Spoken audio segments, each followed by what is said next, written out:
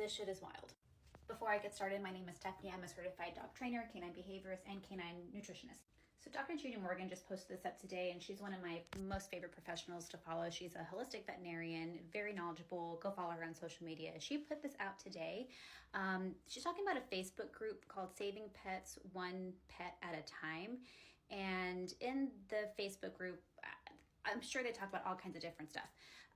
But there have been reports of 48 dogs and 33 cats sick from Purina, 10 of which have died.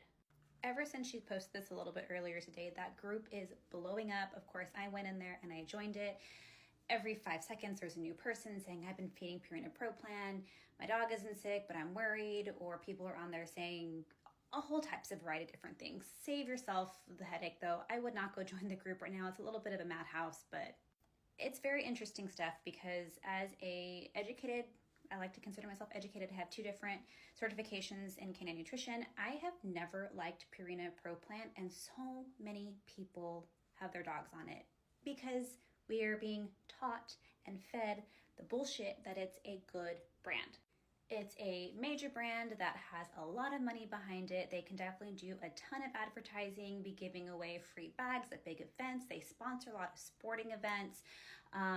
They just know how to market the right way. So us as consumers, we see that these sporting dogs are on this. My breeder is giving away this food. I got this free bag of food from this event that I went to. It must be a good food. They just have all the money to be able to do that. But their ingredients are so not good quality and their bags are not that cheap.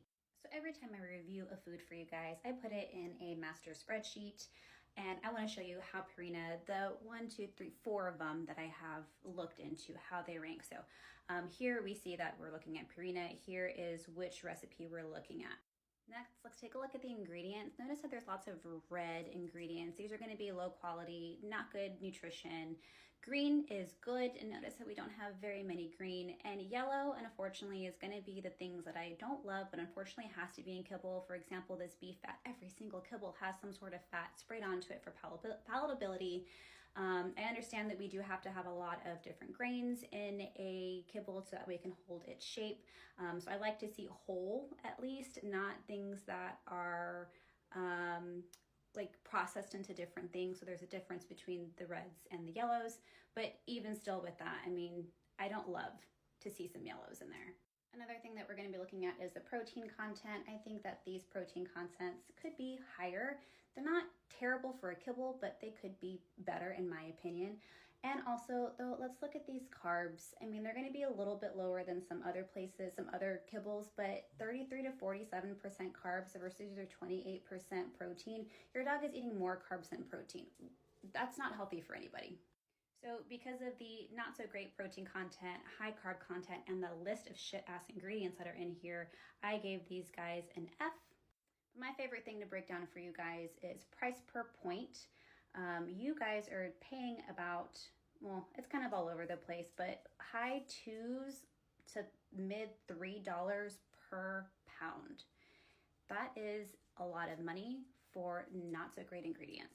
So that is just my quick spiel about Purina Pro Plan. They're not really identifying why so many dogs and cats are getting sick, why some of them are dying. They don't know if it's a recall situation as far as what I'm concerned or what I know. No one really knows what's going on. But if you are feeding Purina Pro Plan, I know that you're doing it because you think it's the best thing for your dog because that's what you were taught.